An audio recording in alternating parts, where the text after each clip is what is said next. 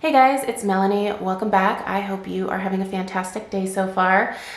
This is my last candle review of the day, and we're going to be talking about Kringle, Sage, and Palo Santo in this video. But if you did miss my earlier two reviews, I will go ahead and list and link them in the description box right below this video here.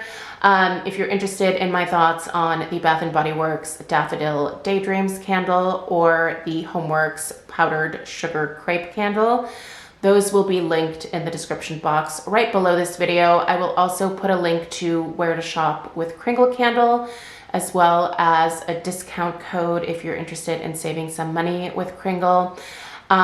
This particular scent here, Sage and Palo Santo, has not been included in any of the sales yet because it's a new fragrance for spring summer 2024. So right now the only discount you can get on it is with an affiliate discount code. Like I said, I'll put the information for mine in the description box. But I do anticipate these new spring summer candles going on sale, hopefully by the end of April at the latest. Don't quote me on that, but typically, when Kringle first puts out some new fragrances, it, might take them a month or two in order to start including them in some sales.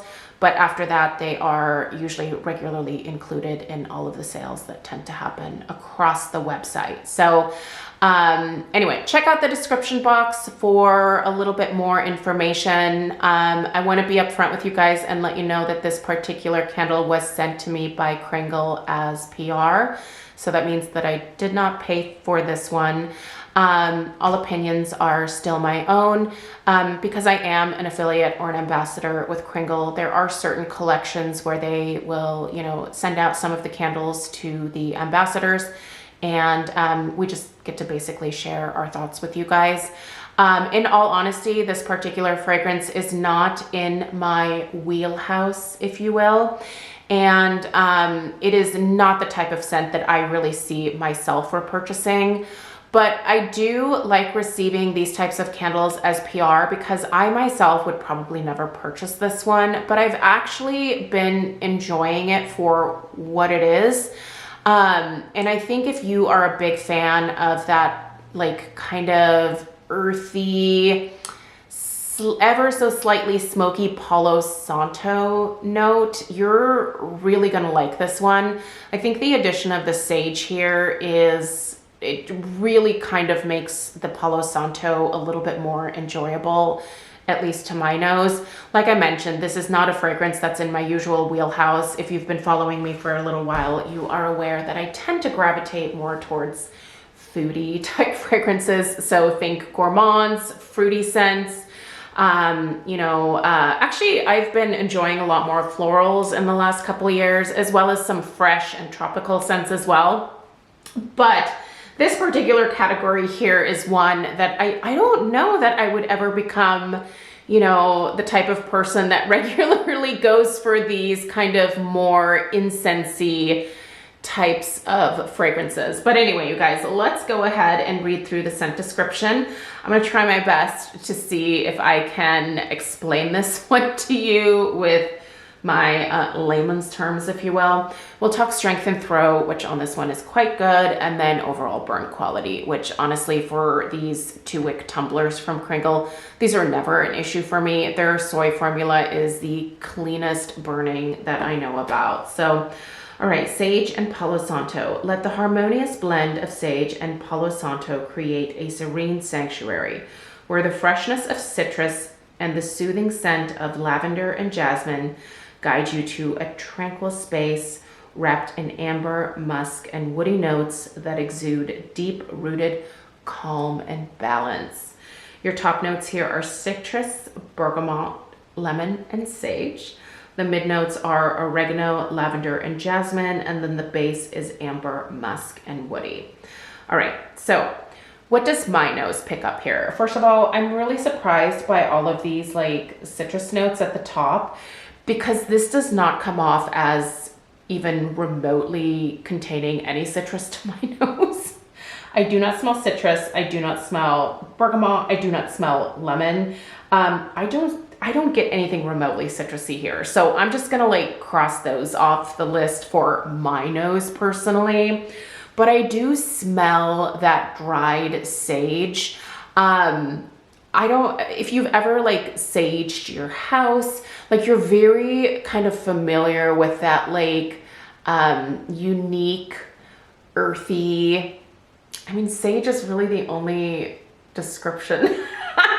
I mean, I'm so familiar with what sage smells like. We actually have some sage growing in our yard. You know, and I've definitely been, you know, over at friends like apartments or new homes when they've, you know, like saged their homes, and it's a very distinct fragrance. And I do like the smell of burning sage. And I think that I actually get that in this particular fragrance. So for me, the top note would probably be the sage. Now, as far as the mid notes of the oregano, the lavender, and the jasmine, here again, I actually do get a touch of that oregano. It is more of like a dried oregano. It's almost like the oregano is wrapped in with the sage as you are burning it, if that makes sense. But I don't get any lavender and I don't get any jasmine. Like there just isn't anything remotely floral or citrus about this one for me. Now the base notes. Here we definitely are getting into some stuff that my nose absolutely picks up. First of all, that woody note.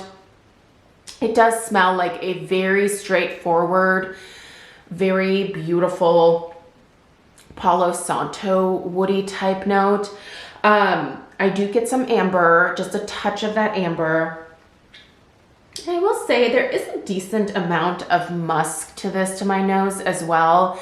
And it's not the type of musk where it's a supporting note where it doesn't come across as musky, if you will. I do get some muskiness from this. So really what I'm predominantly getting here is the sage, that Palo Santo, some of that oregano mixed in there, a touch of that amber, and then a really nice muskiness to kind of round it all out.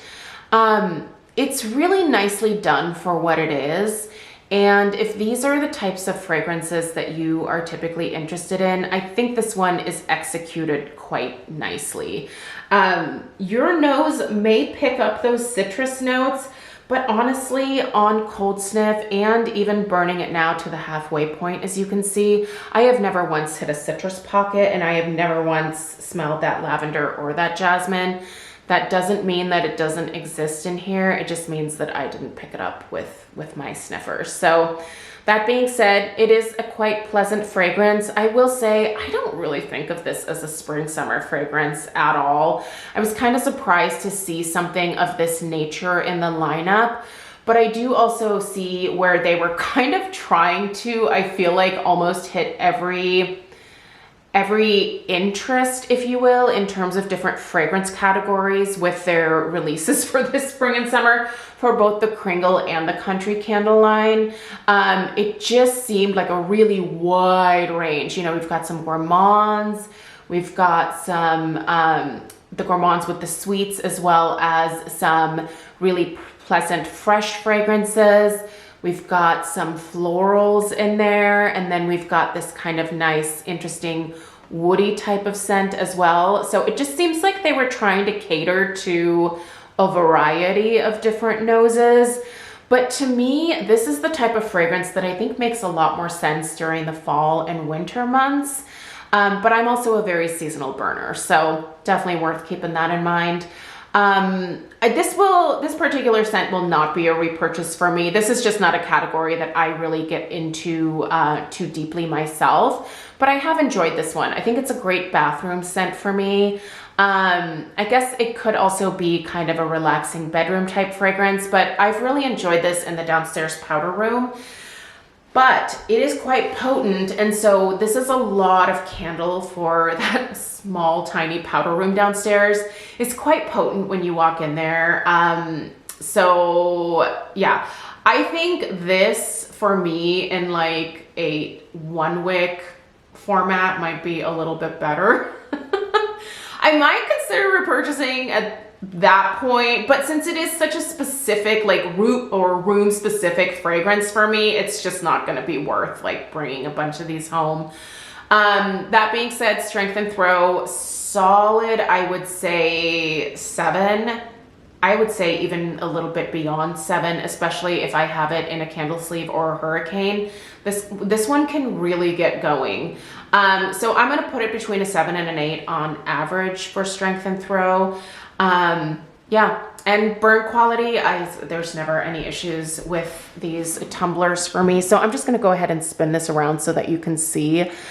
This is a pretty average wax pool for this one. Typically it goes just a little deeper than this. So this candle has been lit for about an hour.